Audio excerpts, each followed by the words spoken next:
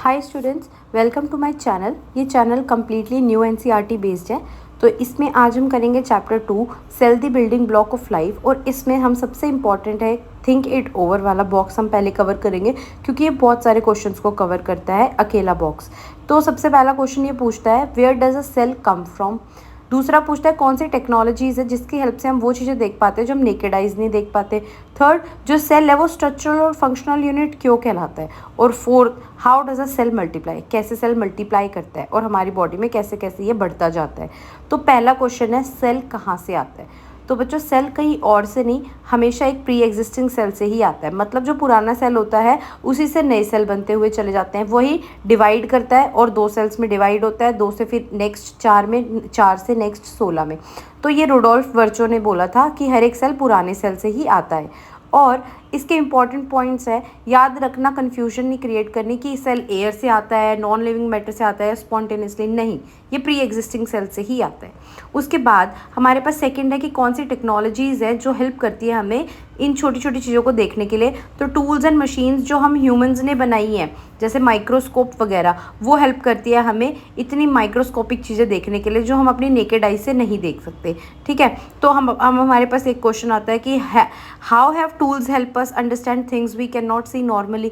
तो इसका क्वेश्चन का आंसर क्या है कि जो पहले के लोग थे ना, वो बड़े बड़े ऑब्जेक्ट्स तो देख लेते थे, बट उन्होंने देखा कि वो छोटी चीज़ें नहीं देख पाते या बहुत इनविजिबल या बहुत दूर की चीज़ नहीं देख पाते।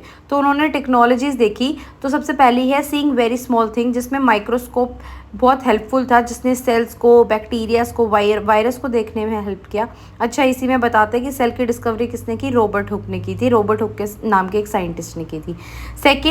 सेकंड देखा कि सीइंग वेरी फार ऑब्जेक्ट्स, अब वो बहुत दूर की चीज़ें नहीं देख पाते। तो इसी वजह से टेलीस्कोप जो है वो इन्वेंट हुआ, जिसके हेल्प से प्लैनेट्स, स्टार्स, गैलेक्सीज को देखा गया और हमारे यूनिवर्स को और भी अच्छी तरीके से समझा गया। तो ये 2 चीज़ें बहुत हेल्पफुल थी। तीसरी चीज़ जो है वो है सीइंग इनसाइड द बॉडी। अब हमारी बॉडी की भी आपको पता है आज के टाइम पे कितनी टेक्नोलॉजी हो गई है डेवलप की। अगर हमें कुछ भी प्रॉब्लम होती है तो डॉक्टर्स इमीडिएटली उसे फाइंड आउट कर लेते हैं। कैसे?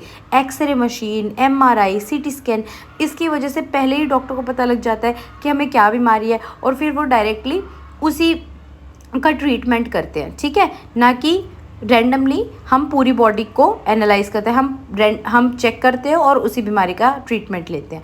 उसके बाद कंक्लूजन यही है कि टेक्नोलॉजीज़ जो है उसने अलाउ किया है ह्यूमंस को ऑब्जर्व करने के लिए माइक्रोस्कोपिक चीज़ें, डिस्टेंट चीज़ें जो बहुत दूर है, और हमारे इंटरनल स्ट्रक्चर्स को, जिसकी वजह से साइंटिफिक नॉलेज वो है बहुत एक्सपेंड हुई है, बहुत सारी चीज़ें नई जुड़ी है साइंस से। अब सेकंड है सेल को स्ट्रक्चरल और फंक्शनल यूनिट क्यों कहा गया है। बेटा, स्ट्रक्चरल यूनिट इसलिए कहा गया है क्योंकि एक बिल्डिंग ब्लॉक है लाइफ का। जैसे ईंटें जुड़ जुड़ के एक पूरी दीवार तैयार होती है, एक पूरा घर तैयार होता है, उसी तरह छोटे सेल्स जुड़ के एक पूरा शरीर बनता है, जो एनिमल्स का हो सकता है, प्लांट्स का हो सकता है। और फंक्शनल कहा गया है क्योंकि ये एक फंक्शन करता है। ठीक है, अब जो सेल होते हैं वो अलग अलग तरीके के होते हैं और हर सेल के मल्टीपल फंक्शंस होते हैं। ठीक है, जैसे कि आपको पता है कि जितने भी लिविंग ऑर्गेनिज्म है वो सेल से बने हैं। ह्यूमन बॉडी बहुत सारे सेल से बनी है, प्लांट्स बहुत सारे सेल से बने हैं।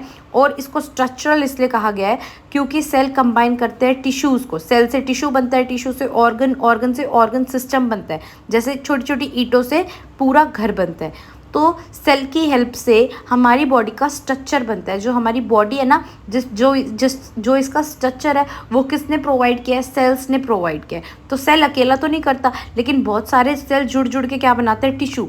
बहुत सारे टिश्यूज़ जुड़ के क्या बनाते हैं? ऑर्गन। और सारे ऑर्गन्स मिलके क्या बनाते हैं? Organ system, like us humans. उसके बाद फंक्शनल यूनिट क्यों कहा गया है? फंक्शनल इसलिए कहा गया है क्योंकि इसके फंक्शंस होते हैं। सेल्स जो होते हैं वो डेडिकेटेड होते हैं टू फंक्शंस, लाइक रेस्पिरेशन जो हम कर रहे हैं, डाइजेशन हमारी बॉडी में होता है, एक्सक्रीशन मतलब वेस्ट को रिमूव करते हैं हमारी बॉडी बाहर, या हमारी ग्रोथ हो रही होती है। तो ये सब किसकी हेल्प से हो रहे होते हैं? डिफरेंट टाइप्स ऑफ सेल की।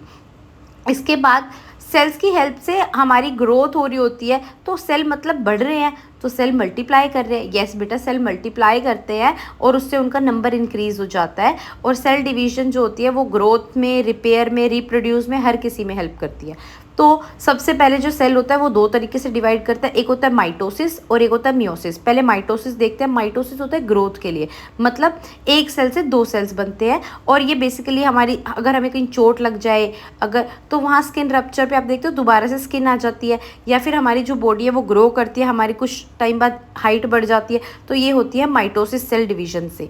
ठीक है, इसके बाद आता है मियोसिस। मियोसिस सिर्फ रिप्रोडक्शन के लिए यूज़ होता है। आपको याद रखना है कि माइटोसिस जो होता है वो ओवरऑल ग्रोथ के लिए होता है, लेकिन उसमें रिप्रोडक्शन नहीं होता। लेकिन मियोसिस जो होता है वो रिप्रोडक्शन के लिए होता है, मतलब 1 से 4 सेल बनते हैं, जैसे कि स्पर्म और एग सेल, जो मेल और फीमेल ओवम और गैमेट्स बनाते हैं। ठीक है, तो मियोसिस जो होते हैं वो बेसिकली डिवाइड होकर 4 सेल्स में बनते हैं। माइटोसिस से सेल डिवाइड होकर 2 नए सेल्स में बनता है। माइटोसिस में आइडेंटिकल सेल्स होते हैं लेकिन मियोसिस में नहीं होते, तभी वेरिएशन होते हैं। हम भाई बहनों की शक्लें मिलती जुलती नहीं होती, आप देखते हो भाई की अलग बहन की अलग। और माइटोसिस जो होता है ग्रोथ एंड रिपेयर में हेल्प करता है और मियोसिस रिप्रोडक्शन में। ऐसे ही अगर आपको वीडियोस देखनी है, छोटी वीडियोस देखनी है और कॉन्सेप्ट क्लियर करना है, तो मेरे चैनल को लाइक करें, शेयर करें, सब्सक्राइब करें। Thank you and please comment ज़रूर करना। बाय।